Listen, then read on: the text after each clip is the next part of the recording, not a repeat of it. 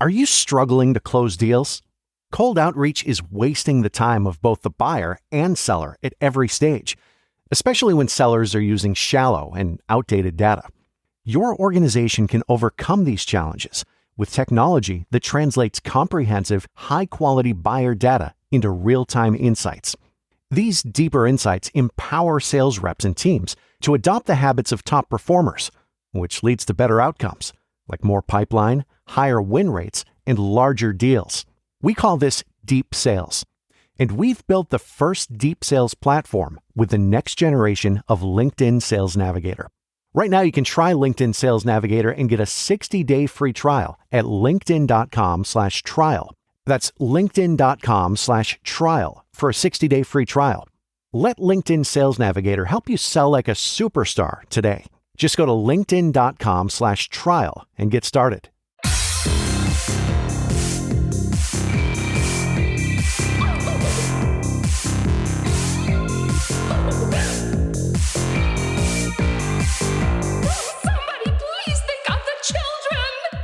And welcome back to Scarred for Life, the podcast where we open up old wounds by looking back at the films that scared us as kids. I'm Terry. And I'm Mary Beth. In each episode, our special guest brings with them a movie that traumatized them as a child. This week, our guest is filmmaker Sean King O'Grady. He's the director of We Need to Do Something, based on the novel by former guest Max Booth III. And his latest film, The Mill, is currently streaming on Hulu. Welcome to the show, Sean. Yeah, thanks for having me. Thanks for joining us. Both of us, I believe, got a chance to talk with you for like the Huluween celebration, and I'm really excited to dig in a little bit more and talk about The Mill. But for our listeners who haven't necessarily seen it, maybe can you give them a little bit of a synopsis of the film? Yeah, The Mill is a dystopian science fiction film, which is interesting that, I very much thought it was dystopian science fiction, but now the movies out in the world, people are calling it horror. And I think maybe that says something about the state of the world that we live in currently, because I think this movie is like fairly accurate to what could happen in 10 years. That's why it's horror. Yeah, exactly. It's too accurate to what the capitalist hellscape that we all live in. Exactly. Yeah, the Mill's movie about a guy named Joe who wakes up in an open air prison cell containing nothing but an ancient grist mill. And he comes to learn that he's actually in this cell because he's been held there for advanced career training by the corporation that he works for, Mallard Corporation. And he essentially has to play this zero-sum game in which he's competing against, he doesn't know how many other employees who are held in similar cells, as they have to push this grist mill each day, and the person with the lowest score loses and is killed. So it's a story of Joe and what happens in his time in this cell. So one of the things that I didn't get to talk to you about because we had like 6 minutes. It's no time to be able to have a discussion. But one of the things I really wanted to mention was that having worked in a pay for performance, quote unquote, like system where it's like you want to, every year it feels like you have to do something a little bit more than the previous year, but you also are being held in account to like everyone else in your employee pool as on your team. This movie gave me so much anxiety because while it's not death that is awaiting me if I don't, keep exceeding, the idea that like, my ability to continue working is tied to what other people are doing, but also myself, and continually to improve that. This movie hit me hard, Sean. Yeah, it's funny. You think of teams and you think of companies as being teams. But if you're pitting one person's performance against another, that's not a team. Right. That's a form of competition that absolutely promotes the worst in humanity. And having to be in a system where you're dealing with that day to day, no one should have to experience that. Have you seen, there's this movie, not movie, it's a documentary series, I believe, on HBO Max called Telemarket? No, it's a telemarketers? I can't remember, but it's about like telemarketing and the teams it create, like what it creates, and like it goes much deeper, but it's a really interesting look at early this kind of model and what it creates and what people can become. And so it's interesting to see your film come out now, looking at what we could be in. I'll have to check that out. I've worked extensively as a telemarketer. So Oh, that really? one for me. Yeah, it's kind of funny. I worked I worked in this telemarketing for this telemarketing company, and you have, for anybody who's familiar with telemarketing, this will sound very familiar. You wear this headset, and the headset automatically dials your next call for you. It's a system where, the leads are generated in the system. It tells you like a paragraph about the person you're about to call, and then it automatically dials them. And there's 30 seconds in between calls. And what I was doing specifically was trying to raise funds to build a new statue for a university. This was like in the years just leading up to the Great Recession. People had already started to like feel the pain that was coming. Yeah. So I'm calling these recent graduates of this university asking for money to build a new statue. And they're like, tell the college to get me a fucking job.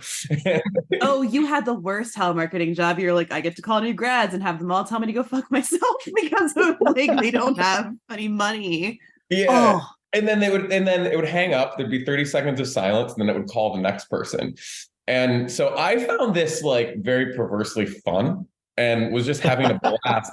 So I got a friend a job there. He lasted half a day, and I watched him. It was amazing. It was like a movie scene. I'm sitting like across the room from him. There's all these people between us, and all of a sudden I see him stand up, slam his headset onto the ground, and just walk out the door. And he called me later. He just said, "What is wrong with you? Why would you get me that job?" I was like, I don't know, it's kind of fun. It pays decent. That's the thing. It's like, well, it's a job. And but that's also the thing about your movie too. It's like, it's a job, which is, and you bring in the fact that he has a wife and a kid on the way. And like, this job is necessary so you can provide. And it's so, I think the film brings in that really interesting kind of conflict of like, you want to fight capitalism, but then what happens with like the consequences of the other people you support, and how it is very hard to not be a cog, like a literal cog in the capitalist machine, which is very bleak. But also like, I love a movie that confronts head on just the systems that we currently live under. Like he literally becomes a cog in the machine. You couldn't get more like, hey, see? But again, I appreciate that in 2023, especially coming from a place like Hulu. Like, I think it's cool that a bigger brand will support a film like that. You know what I mean? And put it out on a streamer. Yeah, I do too. It's interestingly enough, this is the first non-independent film that I've made. It's the first film that I've actually made for a corporation, and it has this like blatant anti-corporate message. And I think I'm not sure this would have happened prior to sort of like the Great Resignation and the way that people were feeling, and even the people within. This isn't to say they felt that way about that company, but I think anybody working in any company has seen some of these things and has felt this way. And it's really interesting, I think, when you get to see people express their opinions and their ideas within a corporate system and be willing to promote something that is inherently an individualist expression. Yeah. So when you and I had our one-on-one talk, I was really fascinated because you mentioned, we talked about the production design, and so I really wanted to kind of touch on that again, because from what I understand from our conversation, these sets were mostly practical, correct? Yeah, the actual set, it was 18-foot tall walls. It was 15,000 pounds of concrete. We actually built that mill based on an ancient grist mill that our production designer saw in Italy, because she happened to be in Italy when I sent her the script and was seeing all these mills. So like a lot of the anachronisms that are there are just her inspiration from being on that trip, which is really cool. I like when something like that, something that's very personal, works its way into this. I also think, this is, are we doing spoilers or no spoilers? I think no spoilers for this part, for your film specifically, just because I'm not sure who else has seen it. So we'll keep it spoiler free for this little portion. Right. So yeah, it's the I don't know how to get around this, but there's a reason why things are anachronistic in that cell, and you come to figure that out later on. But yeah, the design. So then, interestingly, and I didn't get to talk about this last time because we only talked for 45 seconds or whatever it was. So short. All of that, the cell was real. The one element that wasn't was the sky. Okay. We shot that indoors on a soundstage with just basically like a tarp that is the ceiling. And then we had lights. We didn't use any lights on that set itself. All the lights were in the sky, and the only lights that we used were a light to represent the moon and a light to represent the sun, and then the light of the projector beam. So we lit it as if we were lighting the movie practically, as if we were actually outside shooting. So it was wild to watch, because we had the stage that we shot had these like really old 1970s stage lights, and we would just move them. Seamus, our DP, would work with his team, and they would move them with a scissor lift across the sky. So it was like you could watch. There's these essentially these like unintentional time lapses that we have where you see it go from like morning to afternoon because the sun is just moving across the sky. So it was pretty surreal to see that happen. But it was Seamus's idea from the beginning of, I'm going to light this movie only from the top with the light that would actually be there present if this cell were really built out in a field somewhere. Wow. That's so cool. The skies were crazy. The visual effects supervisor, I think I've done 5 movies with him now, Patrick, he built those skies from scratch. So those aren't like plates of other skies. They're skies that he built almost as if he were creating a video game. Holy shit. Yeah. That's so cool. It was wild. And so that to me was also like the way the cell's anachronistic, the way that we made the movie was in that we're telling the story about this technology, but we're using technology that didn't exist like 6 months prior to us making the movie to actually execute it in the way that we did and make the world feel real. So I like that. And I think that's, I think what I like about the film is that it's really, while the AI is the antagonist, it's not. The AI is the puppet of the corporation, and the corporation is created by humans. And I think that's sort of like the state of technology where we're at right now. I really do think, not to be too alarmist about it, but I think we're at a inflection point in humanity where we as a collective are going to decide how we're going to use AI, and how this tool is either going to make society better or how it's going to make society worse. And I think there's a version of this where we end up in an absolute like hyper-capitalist mill-like hellscape, that Mallard Corporation is, wealth continues to be concentrated into fewer and fewer hands. And I think there's a version of this where maybe it's not quite this utopian, but it's like, you guys familiar with fully automated luxury communism? Sort of. So it was this idea. A lot of thinkers started talking about it during the Industrial Revolution, because they're like, well, what are the workers going to do once there's no labor for them to do? And the idea was that, there'll be such a surplus of everything that people are just going to chill. They're going to basically engage with their hobbies and their passions full time. And if you don't want to do anything else, you don't have to, because society, the machinery of society, will provide for you everything that you need. And I think we could get close to there with where we're going with technology if people just decide not to be jerks about it. Like if people decide that we're going to actually use this, we're actually going to spread this wealth, we're actually going to create good for society instead of just making like literally like 9 people super rich. I think this could be achievable. So that to me, ultimately, that's like what I want to say with The Mill, is a look at what happens when instead we are this hyper competitive corporate hellscape versus what we could be. And I think we're going in the wrong direction, by the way. Yeah. I would agree with that. Man, I would love a life where I could just engage with my hobbies.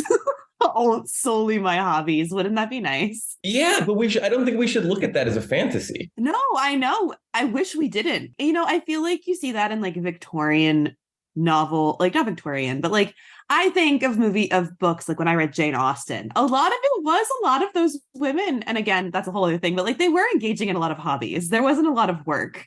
There was, and again, that's a very different time, but it is an interesting, like it shouldn't be that difficult to be able to like more readily engage with your hobbies and have leisure time, when I now feel like leisure time is not a real thing anymore, which is so fucked up and sad. Yeah, it is. And if you look at like the average American's life and how much time they spend working versus even like prehistoric people, like hunter-gatherers, yeah, sure, their lives probably were very difficult in a lot of ways. And if you got an infection, you were probably going to die.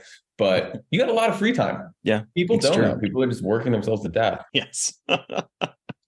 So I want to take this back. How did you get introduced to the horror genre as a viewer? Well, if I'm telling the true story of how I got introduced to horror as a viewer, It's because I grew up in a small town, and we had one of these places that's kind of amazing, where it was 3 different stores in one. It was an ice cream store, a liquor store, and a video store. So, Oh, heck yeah. Wait, where did you grow up? Where did you grow up? in Michigan. Okay. Hell yeah. I was gonna say, is it the Midwest? I know, I don't know if Michigan is considered the Midwest, but that feels very Michigan. I love it. It is. We're like the East Coast. We're like the very eastern part of the Midwest, the very north. Yes. And so we would go, my cousin and I, who's also a filmmaker, would go to this video store where they had this not rated section. And there were things that we wanted to see in the not rated movies that our parents wouldn't let us see in the R-rated movies, but our parents didn't realize that not rated meant it was like so gnarly it couldn't get rated. So we were at a very young age getting all these movies that we would later come to find out were giallos. Okay. Yeah, so it's like we had a very interesting horror education from youth, and it's funny because there's things in those movies that obviously we were renting them for very different reasons. We wanted to see blood and violence and everything else, but there were elements of those films that I now am still working into my films, because it just like it sank into me and was really influential. So that was kind of a funny introduction to horror. And then obviously I think the way most people do as a teenager, you start looking for stuff that frightens you and the grossest films you find and things that are really interesting. So I think it's amazing that your introduction was with giallo. Like we don't hear that an awful lot. There's been a couple times where like Italian cinema has come up as like an entry point, but like a lot of times it is not that. So I love that in Michigan, in the United States, I'm not sure when you grew up, but at that time, I don't think that those were like readily available, for at least for me, that I was aware of. Because which do you remember like which giallos you were watching, or which ones you enjoyed? They all kind of blend together, Yeah. It's like there's a scene I remember from one that was really fantastic. Like I remember it was one of these movies. There's all these weird kind of knockoff movies they were making at the time. Like there's one that was a Knights Templar movie, but then Planet of the Apes was really successful. So they decided that they were going to make this Templar movie set within a Planet of the Apes kind of world. So like the apes, so like there's this pre-script where it's like in the near future, the apes took over but come to save us from the apes with the Knights Templar. But then it's just this zombie movie with this like drunk archaeologist who's like trying to track down these zombies and then using the Templar as like his instruments to go and fight these people. Anyway, so there's lots of movies like that. But the one specific scene I remember is a guy on a ship, and he comes to realize at some point that some like horrible disease is taking over the ship. So he'll go to like open a door, and like a skeleton will just fall out onto him, and then there's zombies chasing him. And I remember a scene where he opens up one of the doors, and just like a whole family, there's like a little kid skeleton, there's a mom skeleton, all these skeletons fall into him. He falls backwards, and he's just covered in these skeletons. And I thought it was the coolest thing I'd ever seen. Okay, that sounds incredible. Gonna have to watch that. Going to have to find it. Yeah. Somehow. Listeners, if you know, please let us know. I want to watch this movie. I want to see the whole thing's on a ship. And it's really funny too, because now I realize all these things that these movies were doing that I thought were cool. Like the whole movie's on one boat. It's just one guy and a bunch of skeletons. Is all just because they had like $65 to make this, and like some brother had a boat. So did you get scared easily as a kid? Were you easily scared by movies? Not as a little kid, but later on, like I was the kid at the sleepover, like the 6th grade sleepovers, where we'd be watching like another movie I saw on your list, Jason Goes to Hell. I remember watching that and like almost throwing up because I was so scared. I was just shaking, like physically shaking, because that movie freaked. And like going back and watch, that's not a very scary movie. It's very campy, but I can understand why I that. love when I hear those kinds of movies made someone so scared. I'm like, oh, well, they succeeded with one person of getting them very, very scared. They did. They got me. But yeah, no, I was definitely, movies would get me. They would definitely get me. Do they still get you now? In a different way. Yeah, I'm really happy when they do, actually, because I have the problem of like looking at the craftsmanship too much. And I realize now, my thing is I'm not that into a movie if I'm watching it for the craftsmanship and I'm watching it for the first time. And if I forget about it, if I forget about the filmmaking, I get really excited because I just realize like, all right, I'm on this ride. So now when I'm scared during a movie, I'm very, very excited and even more scared because I realize they're doing so many things right. Do you remember the last movie that did that to you? That scared me like that? Or that like you realized that you weren't paying attention to the craftsmanship of it? or that surprised you? Yes. And I'm blanking on the name of this movie. You guys are going to know it immediately. It's about a guy that believes he has Satan captured in his basement. Oh, I Trapped the Oh. Devil. Yes. There was a point in that movie where it was just so suspenseful that, another one that did it to me was The Vigil. Oh yeah. Yeah, I We love The completely Vigil. forgot I was watching a movie. I was like in that world. That one was so good. That one was Yeah. really good. I saw that one like in the theater, and it's such a good, it's so good at scares. And I Trapped the Devil, man, that's a good one. I haven't heard anyone mention that in a bit, but that is a good tense Christmas movie, everybody. Yeah. It's a Christmas horror. Solid Christmas movie. Okay, well, we talked about your work, your horror history a little bit, but Sean, what movie did you bring with you today? Speaking of communism, what movie are we discussing today for your Scarred for Life pick? So I'm going to set the stage here first, okay? So let me paint a picture for you of this is the early 90s, and I've got this VHS rack at my house, and it's all the normal things that most people had in the early 90s in their VHS rack. It's lots of those like clamshell Disney movies with the sort of iconic cases. There's definitely some Ninja Turtles. There's a bunch of these weird movies like VHS shorts that you would get at Burger King with a kid's meal. Oh, yep. Mm-hmm. Oh my God. I could go on a rant about the McDonald's shorts that they had on VHS, the McDonald's animated series. So yes, I remember those. Well, the McDonald's ones were like pretty high production value, actually. I ended up watching a bunch of those not too long ago for a very strange reason. But yeah, the Burger King ones just sucked. They were so bad. Like I hated even having them.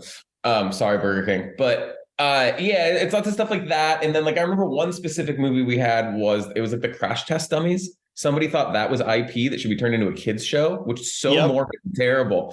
I didn't even think about I have forgotten that until just now, and that it just came like flooding back as you said that. I was like, oh fuck, that was a show. It's Crash Test Dummies. It's wild. So yeah, I remember having that.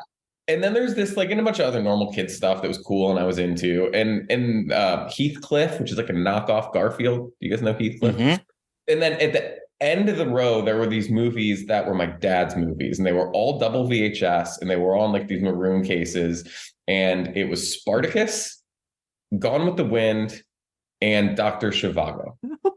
And Doctor Zhivago is the movie in particular that I think really, and it's funny because I watched it this morning because I hadn't watched it in a long time. And I immediately realized why this terrified me. No child should ever watch this movie for so many reasons.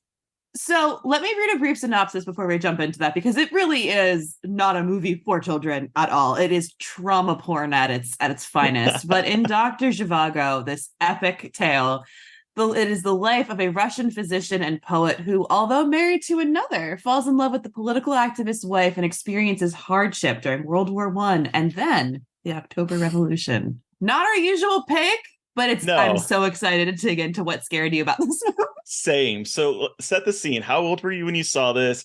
It sounds like you just might have picked it up off the rack. Can you tell us a little bit about your whole experience watching this and why this is one of your Scarred for Life picks? I didn't pick it up off the rack. I was forced to watch it on a regular basis. You were forced to watch it? Yeah. On a regular basis? Yes. So, and by the way, I just want to say I'm not disparaging my parents. I have like wonderful parents. I have a great relationship with them. And there's this one like weird element where I don't know, whatever movies they decided were appropriate for me to watch was just so far off base. And it's like another example. I would agree with that. My dad took me to the theater to see The Crow when I was 9.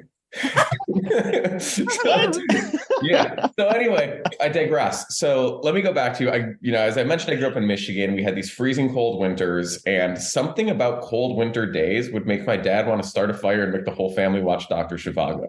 And it was like a running joke in the family that my dad would be like, let's watch. And we would be like, no, not Doctor Zhivago, anything but Doctor Zhivago. But it always ended up being Doctor Zhivago. And they would bribe us as kids. I'm probably like 5-6 years old. They would bribe us into watching this movie with ice cream and popcorn. And then we would sit down to watch this 3-hour movie. You had to switch the tape in the middle of it. By the way, the movie's got like a 6-minute overture. And then this sequence has another overture. What is going on? Why are they doing this? And then the movie starts, and within like the first couple minutes, like Disney style, the kid who will become Dr. Zhivago, his mom dies, and the funeral scene is terrifying. It has like it's out in rural Russia, and it's this cold winter day, and you've got all these people in I don't know what their religion was. It was like Russian Orthodox or something, but I think so. Yeah. there's a lot I of think so. pageantry, and there's a lot of like Yes. scary costumes. And I went to Catholic school as a kid, so like all that stuff, just like the pageantry of religion terrifies me. And this scene, I was wondering if that scene, because it's like she's barely in a coffin. It's like she's presented on this like beautiful bed, and like her dead lips are just like he's watching the wind and like leaves go over her dead lips as a little kid, and then he watches them pound the nails into the top of the coffin. It's like, horrific. And then there's a shot once they pour the dirt over her coffin. There's just like this shot from, I don't know, it's like a profile shot of her in the coffin, cold and gray and dead. Took a note of that because like, this is fucking grim. It is like, that's horror. That's absolutely horror. And you know, I was waiting for her to get up. I was like, oh my God, she's gonna open her eyes. This is a zombie movie now. It's wild, and it's this beautifully shot epic David Lean movie, right? And that shot has no business being in the movie whatsoever. It's like tight close up from inside the coffin. But anyway, in like the next 30 to 40 minutes of the movie, you're going to see more death, you're going to see sexual assault, you're going to see suicide, like all these things you absolutely should not show children. Somewhere, it's funny because I can't remember I remember vividly watching that movie many winter nights, but there's actually another scene, and I can't quite recall. I've always thought that it was from Gone with the Wind, which, by the way, I wasn't going to choose because like I don't want to discuss that movie for a lot of reasons. Fair. That is very fair. I've always thought that it was from that movie, and I'm not sure that it was, but there was a moment within one of these three movies that what actually happens after this is like messed me up pretty bad. I remember there being a kid dying, and I remember a horse being involved. I don't remember which one of the three movies it's from. It's one of the three. And I remember for some reason when this happened and like a parent gets the news that the kid is dead, it was the first moment that I realized that I was going to die. Like really realized that I was going to die. Oh my God. And in that moment, I remember saying to my parents, I'm going to die and there's going to be nothing after. I just remember like breaking down and sobbing, and I was inconsolable. Like I can picture where I was in my living room at the time. And just, it was the moment that I realized my own mortality. Like it still like shakes me up when I think about it, because I can feel the way I felt as a little kid, like realizing that, this is going to end. I didn't, for whatever reason. And it's, and your parents try to convince you like, no, well, we don't know that. We don't know that this is the end. It could be something after. And I just didn't, something about the way that the movie hit me, it felt like there was finality at the end of this. And like, I was a little kid and this could happen to me. Before this just gets horribly bleak and you guys want to hang up on me, I think I've been thinking about the past couple days is if I had this like traumatic, core memory of the realization of my own mortality while watching a movie, like, why did I decide to spend my life making movies? And I actually think that's why. I think because it could elicit such a powerful emotion that for whatever reason, like this art form hits me in that way. And it's the same with comedy. Like if this isn't like unique to me, something horrible can be happening in your life and you can watch a funny movie, and for those 90 minutes, your life is better. And similarly, movies can make you think about things that you don't want to think about, but need to think about. And that for me was like a real, like as an adult looking back on it, I think it's just a testament to the power of film to connect with us emotionally. So you said that you didn't want this to, before it got too bleak and we hung up on you, but what I was thinking about as you were talking about this is how, I mean, we've been recording these for 4 years now. So we've had a couple hundred guests at this point. And one of the things that does come up, like there's some times where people are like, yeah, this scene just scared me. It was a jump scare and it traumatized me. But a lot of times what we do hear about is that the movie that the guest has chosen has been a movie that either made him think something existential, for instance, your own mortality, or it's a moment that like they realize that everything that they had seen up until this point, that there's other kind of cinema out there, that there's other kind of storytelling out there that is like shocks the mind. And so we've seen that happen an awful lot on here. And so it makes sense that you said that. I think it's like, we laugh and it's definitely bleak, and it's definitely an existential thought for a young kid to have.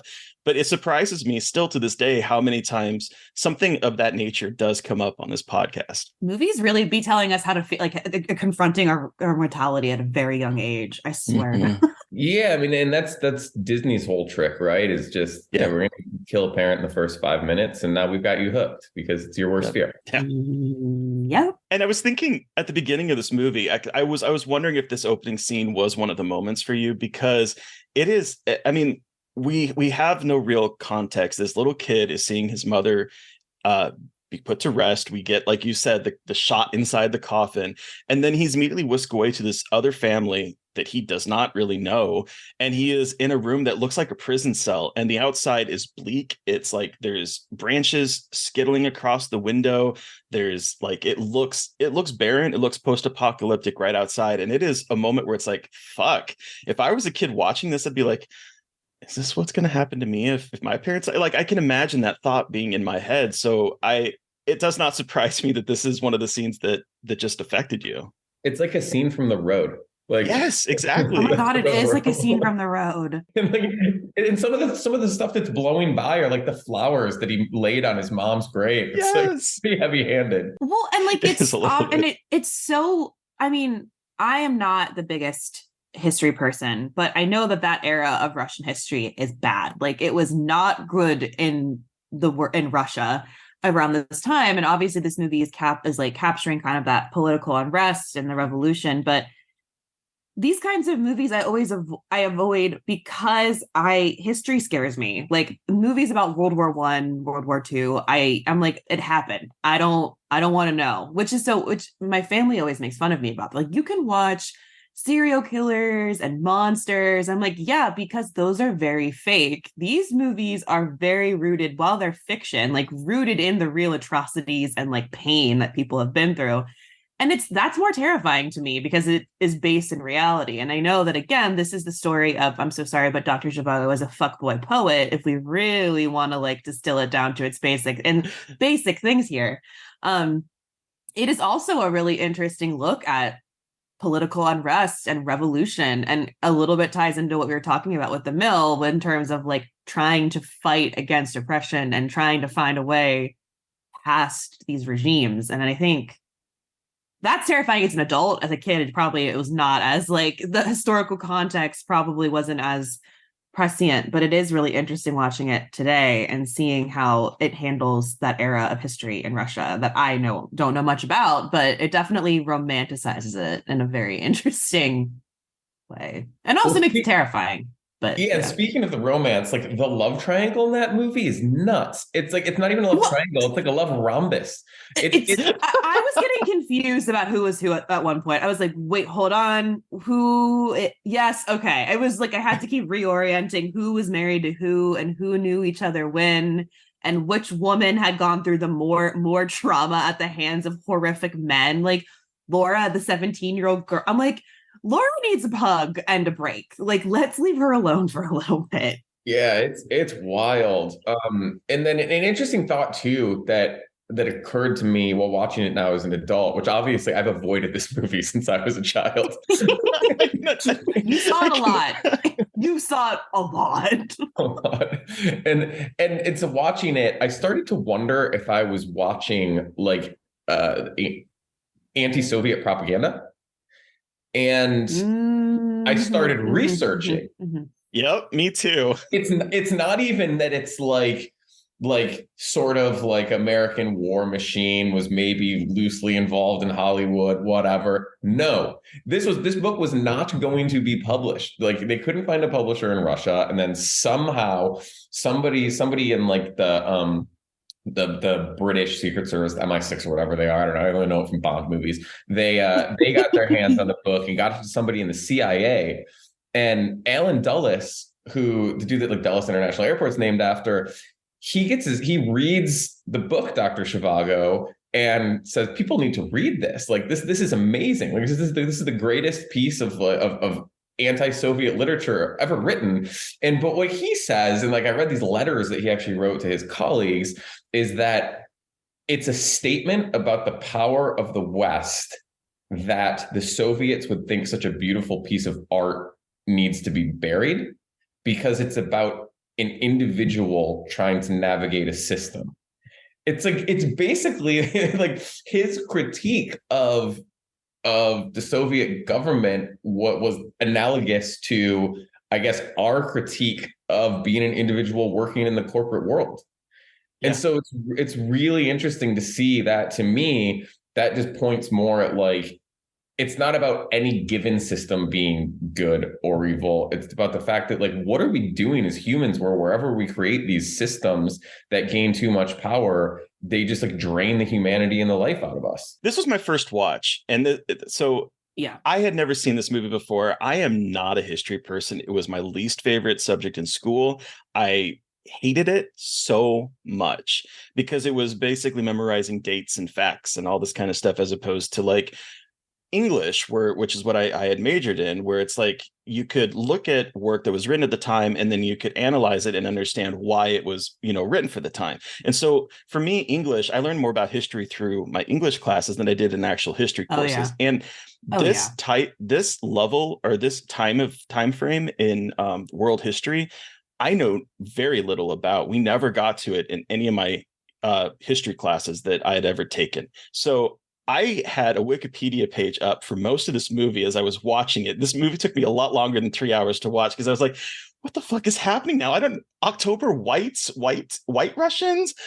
What is this, a race thing? Like literally, I'm thinking, what is going on here? Bolsheviks, I'd heard the term before, but I didn't know anything about Bolsheviks. And so I'm sitting here and I have this Wikipedia up and I'm like, okay, pause. What is happening? Because it doesn't give you any historical context. It just expects you to know this is a time in Russian history where this is happening and World War I happened and then the October Revolution happened. I'm like, I know World War I, but I don't know anything else about stuff. And so I'm sitting here and I'm doing a lot of research. And then I did also find out what you were talking about how the CIA realized that it was an opportunity to embarrass the Soviet government. And so they had published 1,000 copies of it in the Russian language and like secretly, sent them out into Russia as a way of like, stirring up maybe an underground revolution. And one of the reasons that he was submitted for the Nobel Prize was also because of the CIA trying to like, again, embarrass the Soviet Union even more.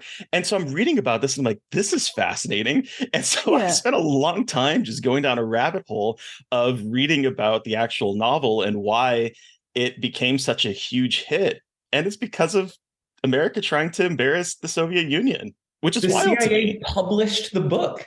That's so wild. So in the Vatican is involved in this too, because there was like some sort of, it wasn't a World's Fair, but it was some sort of like World Expo, World's Fair type of event. And America had a booth there and Russia had a booth there. And they were competing to show the values of their different lifestyles.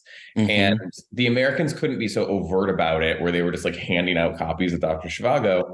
But the Vatican apparently had some sort of like clandestine booth in the back of their booth where they had literature that was banned in different countries. And so the Americans were like seeding this Vatican booth with these different books. And I think whether it was like 500,000 copies or whatever of Dr. Zhivago, they put that in the Vatican like lending library.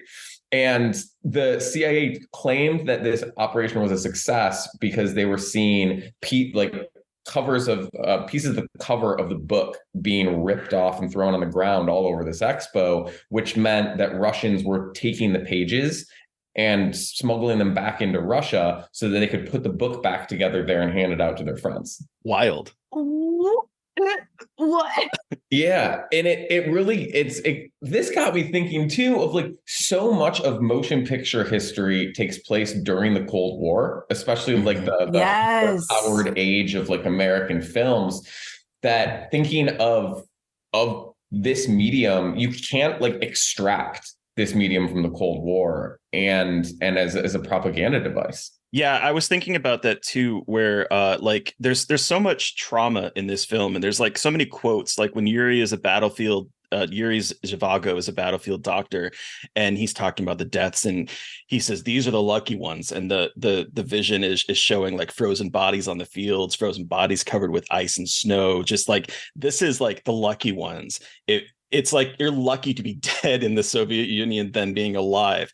And so we have that. And then there's the moment where was it? The personal life is dead in Russia. History has killed it. And I made that in like all caps and highlighted it because I was like, this is definitely a propagandist film, because like you were saying, it's the Cold War time. We're having like we're in this time because this was what, 1965. 65. And so we're coming into this era, and it's really hard to watch this now in 2023 without seeing like just kind of laughing at some of a little bit of the over the topness of basically saying, see, communism is bad, the individual is killed, this is happening. And so I just find it fascinating, because I'm also while I'm watching this, I'm also watching this Showtime series called Fellow Travelers, which is about two men that fall in love in the United States in the 50s. And it's at the time of McCarthyism, and we're talking about Red Scare and all this kind of like deviance and stuff. And so I'm watching this as a historical piece of fiction that came out at that time, while watching something made in 2023 about kind of this same time period. And I don't know, it's fascinating to me in a way that history classes never could have been fascinating to me. Yeah, the actual work that the culture is putting out and how that reflects it. Like if you think about, so you've got America in 1965 that's very much promoting, like as a government entity, promoting this story to be told about this authoritarian Russian government.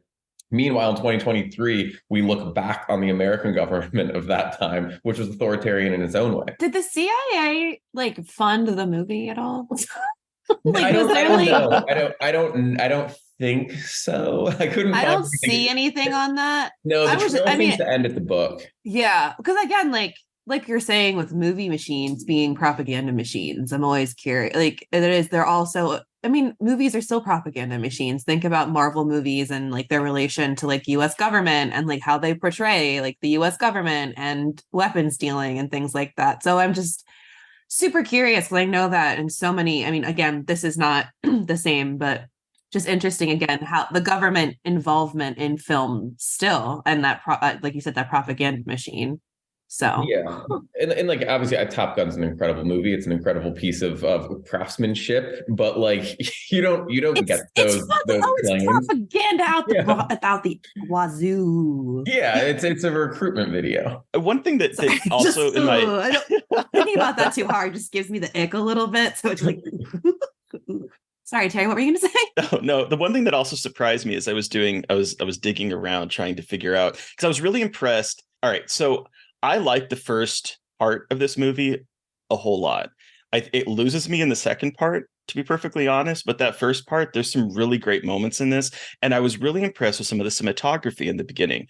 And there's a couple moments. There's one where Laura is being escorted by Victor, who is this creepy old guy that is sort of entangled with her mom, but also seducing the mom's 17-year-old daughter at the same time. But there's this really cool shot where he takes her out to this really ritzy place, and they're dancing, and the camera just spins, and then it stops, and they're sitting down at the table. And I was like, ooh, that's kind of a very interesting camera choice. And then later on, when Laura's mom discovers that her daughter has been sleeping with her lover, and she tries to poison herself, and there's the camera that is stationed outside the house, and it is following Victor as he is moving through the house and getting an envelope to like send a note to a doctor to get it. And I was like, this is a really cool tracking shot of him moving through the house that really establishes a place and a feel for the film, and it makes it really exciting to watch. And then there's finally another shot where there's a candle melting away in a frosted window, and the camera kind of moves in towards that and moves out into the through the street where I believe Yuri and Tanya is looking up to the window because Laura's in that house. And I'm just like, there's some really cool visual motifs in here.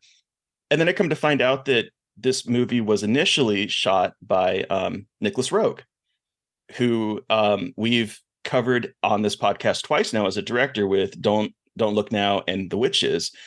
And he was fired and then replaced by Freddie Young. And I'm wondering, because a lot of the movie after those moments becomes very less adventurous, shall I say, in the camera department. And I'm wondering, I did find this article in biography.com that was talking about Zhivago on the 50th anniversary. And it said, quote, "What should have been Roeg's crowning moment as a cinematographer on David Lean's Doctor Zhivago ended abruptly with him being dismissed and replaced by Freddie Young. Roeg had previously served on the second unit of Lawrence of Arabia, but Lean apparently became suspicious of Roeg's adventurous nature and technical bravura, and resented how he impressed producers with effective solutions to problematic scenes. While Roeg's work is still visible in sections of Dr. Zhivago, that year's Academy Award for Cinematography went solely to Young, who is solely credited as a cinematographer." So rude. And I'm like, I was trying to find what scenes might have come from Roeg for the movie, and I can't, but I'm going to tell you that those moments feel really out of place with the rest of the cinematography of the film. And I do wonder if maybe that was Roeg attempting to liven up the procedure. Yeah, what about those opening shots that are pure Fritz Lang? It's like straight out of Metropolis. Yeah. Well, and like, I feel like because David Lean, I've learned this while researching Lawrence of Arabia, which we all know is like, I actually still haven't seen Lawrence of Arabia. I need to see it. Oops, you can do that. It's a classic. David Lean double feature today. Oddly, it takes you 2 days to watch. I was going to say, it takes you a full week to watch. I'm flying to Japan, so maybe I can do a double feature on the flight and it'll get me through my entire 17-hour flight if I do the double feature on the plane. But it does feel, because watching this movie, I was thinking a lot about like what this movie looks like, how long it is, the beauty, the vastness of it, and what movies look like now. And it does have that like kind of, especially in the second part, that kind of Freddie Young, Lawrence of Arabia kind of like wide shot bleakness vibe, which again, I think fits the time, like the time jump, but still like there isn't that creativity as much behind the camera.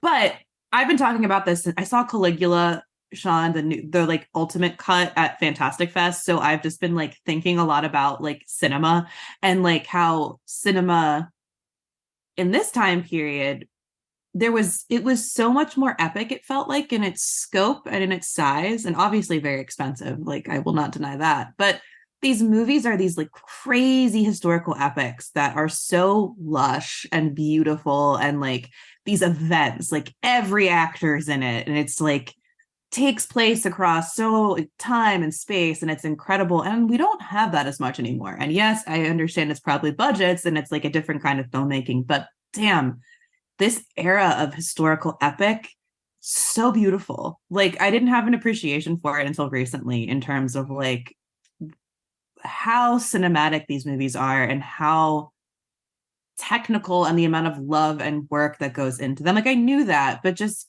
that watching this after seeing Caligula and being in this headspace, it's like, fuck, what an incredible era of filmmaking. Like, regardless of the story, but like the technical sides of everything, it's just incredible what movies used to look like.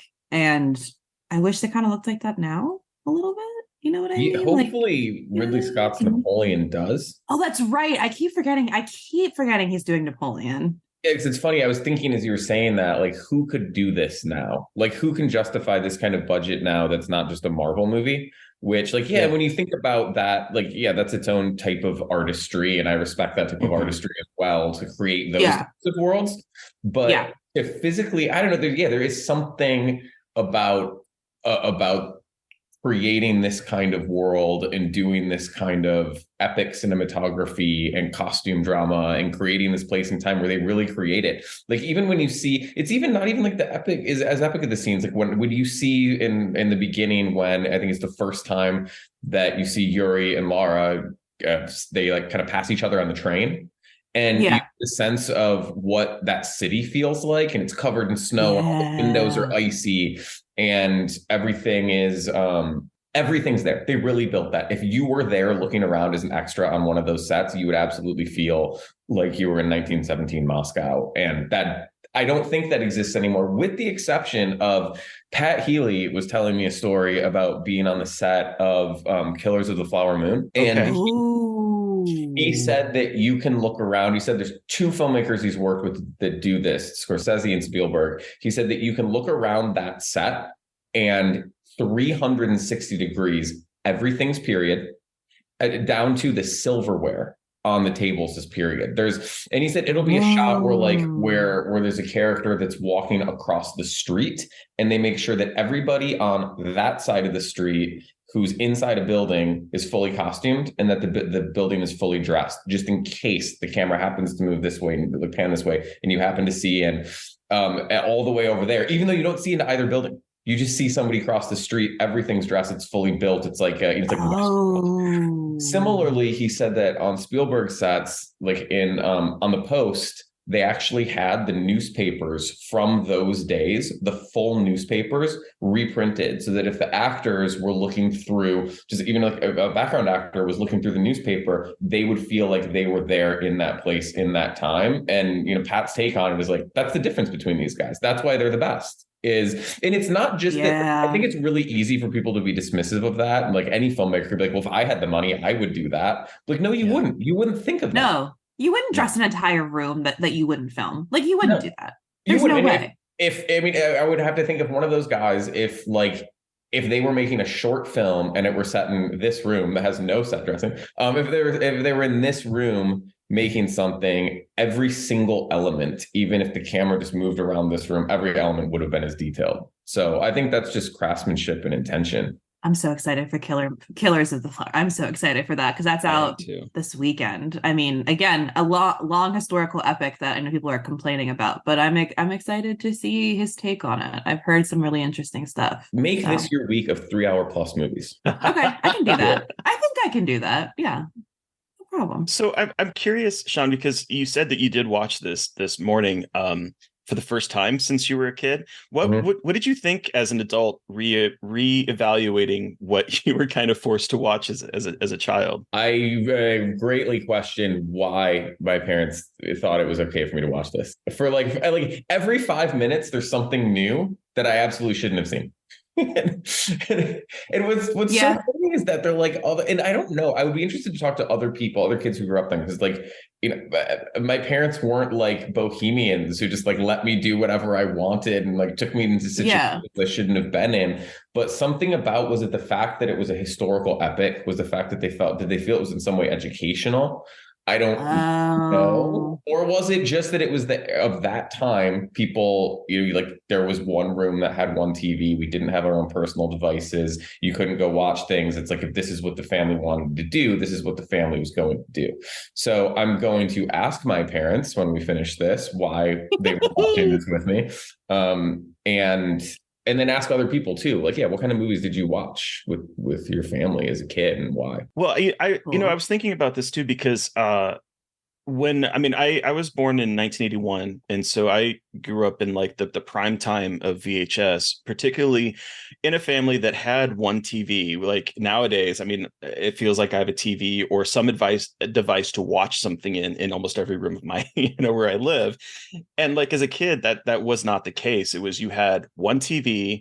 Eventually my parents upgraded their TV. And so I got the old one. But like there was times where it would just be whatever the family movie was. And I was trying to think what my dad would watch, because my dad controlled most of the movies. And it was a lot of it were cowboy films. He loved cowboys. And so I would watch all these, to me, very boring cowboy movies, because it was like the family thing to do in front of the TV. And so I can imagine this being the same thing, particularly because, I mean, when this is rated now, I think when I was looking up, it's rated PG-13, but at the time it was PG. So even though there are some horrible things in there, it's not a rated R movie. So I can understand sort of maybe the idea of like, well, it's not rated R, so it can't be horrifying. Well, the MPAA says it's okay. Right, exactly.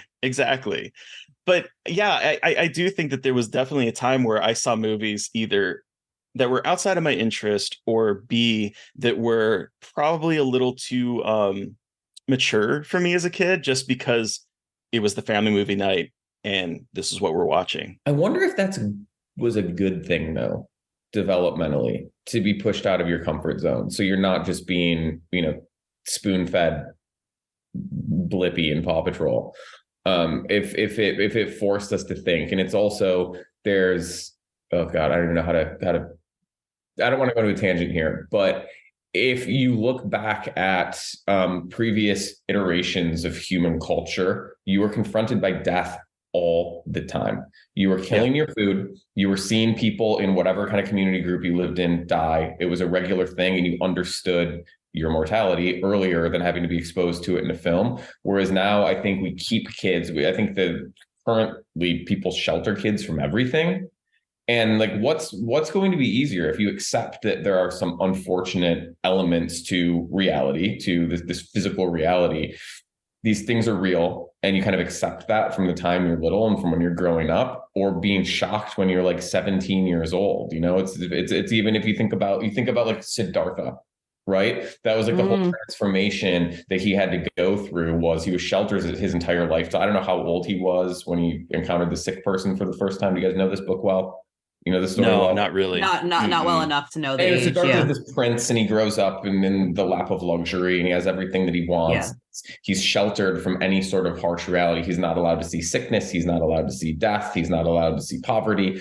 And then one day he like leaves the palace, and he encounters a sick person. He doesn't know what that is, and it opens up his world, and he ends up going on this spirit quest, and ultimately ends up becoming the Buddha. And it's this very much kind of Joseph Campbell hero's journey kind of thing that he goes on. But that's what sends him off on this journey, is seeing a sick person. And I wonder now if that's what we're doing to children, is we're forcing them all into that very sanitized life by controlling them so carefully. Yeah. It's very interesting to watch as someone who has we all have friends. I don't have kids. Terry doesn't have kids. Sean, I don't know if you have kids, but I feel like at least we all know people who have kids, and watching that is very interesting.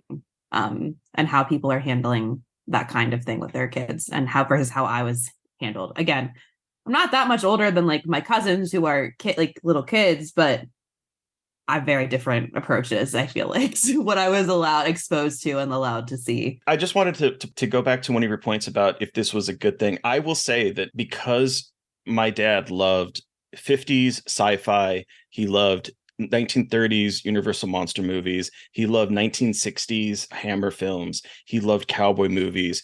It really gave me, I think, an appreciation. It's why I'm a film fan to this day, even though I did not care for cowboy movies, and I still don't like them to this day. I do think that those types of movies, and seeing the movies throughout the decades as a very young child, allowed me to really appreciate cinema. And I do attribute that to the reason why I'm a huge film fan to this day. So I do think that there's something to that. Yeah. Well, that makes me happy. I do have kids, and I actually, when my son was like maybe 5, I watched the original King Kong and Godzilla with him. And he sat and watched those movies beginning to end, just like rapt attention. And it was like some of my proudest parenting moments. I was like, wait, that's so cool. That's so cool. My grandma showed my little brother King Kong and Godzilla. King Kong was a favorite. He was like 7 or 8. She was like, no, these are important for your cinema knowledge. Like, you have to see these. And it was life-changing. Great. They're also just good. Mm-hmm. That's what when you watch those movies, they're so rock solid.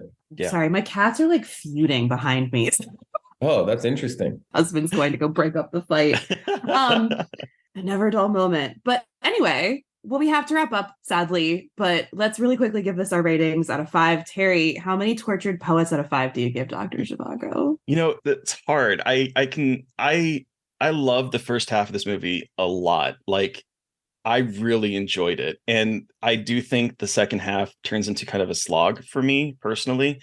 So I don't really know what to say. I think it's technically very well made. I do think that the cinematography is hit or miss for me, but those moments are going to stick with me for a very long time, of some of the very brilliant ways that the camera captures what's happening in that early part.